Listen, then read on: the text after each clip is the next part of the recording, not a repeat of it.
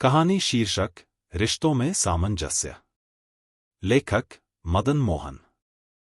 रणजीत और श्वेता 5 साल से रिश्ते में थे, लेकिन उनके घरवाले उनके रिश्ते को मंजूरी नहीं दे रहे थे।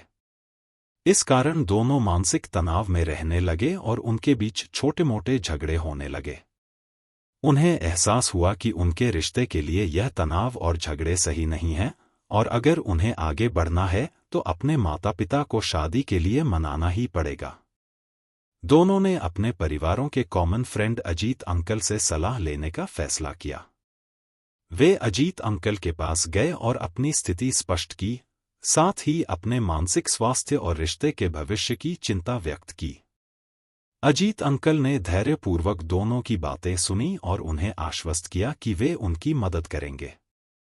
अजीत अंकल ने दोनों परिवारों से लंबी बातचीत की और उनके संदेह और चिंताओं को समझाते हुए उन्हें रणजीत और श्वेता के रिश्ते को स्वीकारने के लिए राजी किया।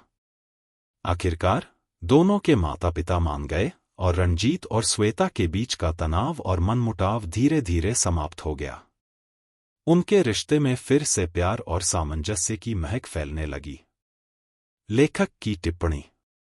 यह कहानी हमें सिखाती है कि रिश्तों में तनाव और मनमुटाव सामान्य होते हैं, लेकिन उन्हें समय पर पहचानना और सही तरीके से समाधान की दिशा में कदम उठाना आवश्यक होता है। रणजीत और श्वेता ने अपने रिश्ते को बचाने के लिए संवाद का सहारा लिया और अजीत अंकल ने एक समझदार मध्यस्थ की भूमिका निभाई, जिससे अंततः समाधान निकला। कहानी यह भी दिखाती है कि परिवारों के बीच आपसी सहयोग और समझौता कितना महत्वपूर्ण होता है। जब हम एक दूसरे के दृष्टिकोण को समझते हैं और समाधान के लिए मिलकर काम करते हैं, तो रिश्तों में फिर से सामंजस्य और प्रेम लौट आता है। इसके अलावा यह कहानी इस बात पर भी जोर देती है कि मानसिक स्वास्थ्य और रिश्तों की भलाई के लिए समय रहते समस्याओं का समाधान करना आवश्यक है। लेखक के अनुसार संवाद, मध्यस्थता और सहयोग से किसी भी रिश्ते को सही दिशा में ले जाया जा सकता है। विवाद समाधान, कॉन्फ्लिक्ट रेजोल्यूशन के सिद्धांत। संवाद और समस्या की पहचान।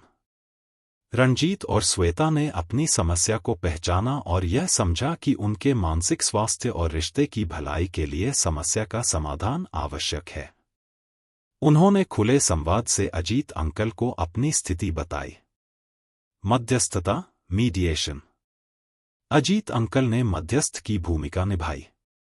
उन्होंने दोनों परिवारों के साथ बात की और उनके बीच संवाद स्थापित किया।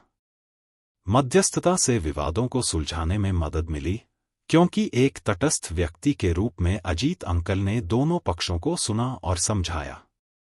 सहयोग और समाधान। दोनों परिवारों को एक दूसरे के दृष्टिकोण को समझने का मौका दिया गया, जिससे अंततः सहयोग से समाधान निकला। जब परिवारों ने आपसी सहयोग किया तो समस्या हल हो गई। धैर्य और समझौता। अजीत अंकल ने धैर्य से दोनों परिवारों की चिंताओं को समझा और धीरज से काम लिया। इसके बाद दोनों परिवारों ने अपने बच्चों की खुशी को प्राथमिकता दी और समझौता किया। सकारात्मक दृष्टिकोण।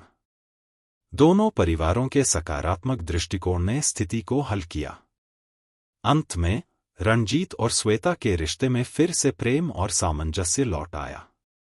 इस प्रकार यह कहानी सिखाती है कि जब समस्याओं को पहचानकर सही समय पर समाधान की दिशा में प्रयास किए जाते हैं, तो किसी भी रिश्ते को बचाया जा सकता है।